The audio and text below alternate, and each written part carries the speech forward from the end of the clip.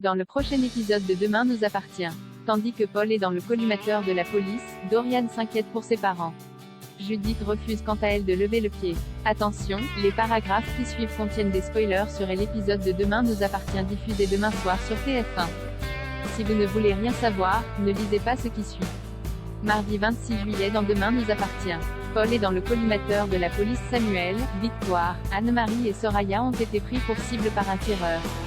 En définitive, un cheval a été touché et la fille Bédiard semble s'être luxé l'épaule en tombant de sa monture. Paul, qui a probablement entendu les coups de feu, se précipite à leur rencontre et indique la direction à suivre pour quitter les lieux au plus vite. Comme le cheval perd beaucoup trop de sang, Paul décide de rester à ses côtés le temps que le vétérinaire arrive. Prévenu par Samuel, la police est rapidement dépêchée sur place. Après avoir ratissé la zone, Damien écarte l'hypothèse de l'accident. Selon lui, le groupe a donc été visé délibérément. Et comme Shadow se trouvait aux écuries au moment des faits, la piste Victor Brunet tombe à l'eau. À l'hôpital, Victoire informe Soraya que son épaule s'est bien remise en place et qu'elle pourra sortir dans la journée. Peu après, Anne-Marie vient elle aussi prendre des nouvelles de la jeune femme. Déboussolée, Anne-Marie explique à sa petite fille qu'elle ne trouve plus son sac à main. Même si elle avoue s'être un peu perdue dans les couloirs de l'établissement, elle est revanche certaine qu'elle avait son sac avec elle. Quelques secondes plus tard, un infirmier débarque pour lui remettre son sac à main qu'il a retrouvé au pied de la machine à café en salle des internes. Pourtant, Anne-Marie ne se souvient pas de s'être rendue là-bas. Comme elle s'inquiète, Victoire se confie à En effet, elle croit qu'Anne-Marie fait un accident ischémique transitoire qui aurait induit un déficit neurologique. Dans le doute, elle compte donc lui faire passer une IRM. Pour Samuel, la personne qui leur a tiré dessus est la même que l'incendiaire. Il a beau ne pas savoir qui pourrait lui en vouloir à ce point, le docteur Chardon n'imagine cependant pas une seule seconde que Diane aurait pu lui tirer dessus. Bientôt ils sont interrompus par Renaud qui demande à son fils de se débarrasser du haras dès que possible. Seulement, Samuel s'y oppose puis précise n'avoir aucune envie de laisser un taré lui dicter ce qu'il doit faire. Non loin de là, le cheval de Soraya a pu être sauvé. Puisque le vétérinaire est parvenu à extraire la balle, Georges l'a envoyée au labo pour la faire analyser. De son côté, Damien a découvert l'opercule d'une boîte d'anxiolytiques ainsi qu'un fer à cheval qui pourrait appartenir à la monture du tireur. De retour au poste, Damien se met au travail. Une fois qu'il a analysé les éléments les plus intéressants relevés sur place, le policier n'a malheureusement aucune empreinte sur l'opercule ni rien de concluant sur le fer à cheval. Toutefois, la balle extraite par le vétérinaire provient d'une carabine de chasse calibre 24. Tandis que presque aucune arme de ce type n'est recensée dans le département, une carabine de ce calibre est enregistrée au nom de Solange, la sœur de Renaud.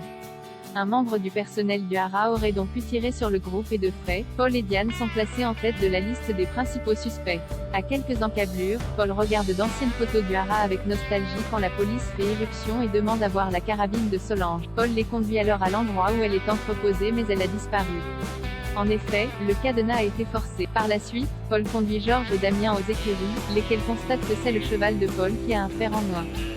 Dorian s'inquiète pour ses parents. Dorian a bien remarqué qu'il y avait un souci entre sa mère et son père.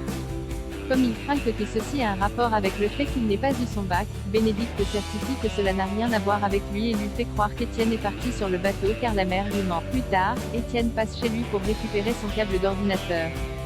Bénédicte saute alors sur l'occasion pour avoir une discussion avec lui dans l'espoir de surmonter cette épreuve. Malheureusement, il n'est pas disposé à oublier son infidélité et pense de plus qu'il serait plus judicieux de dire à la vérité à leur fils afin qu'ils comprennent pourquoi leur famille est en train d'exploser. En parallèle, Dorian se confie à Camille sur les problèmes que rencontrent actuellement ses parents.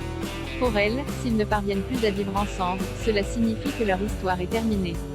Voyant qu'elle l'a blessé, Camille lui présente immédiatement ses excuses et précise qu'elle lui a dit cela uniquement pour qu'il se prépare à cette éventualité. Seulement, Dorian est persuadé que ses parents ne vont pas se séparer.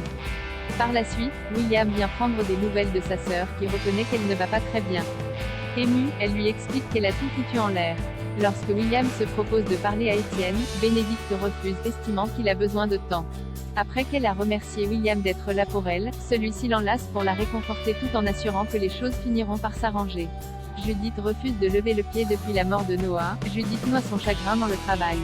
Épuisée, elle est prise de vertige. Dans la mesure où elle n'a rien mangé ce matin, Jordan l'enjoint à rentrer se reposer mais la jeune femme n'y compte pas car elle a une tonne de choses à faire. Cependant, la fille Delcourt jure qu'elle va bien et qu'elle est solide.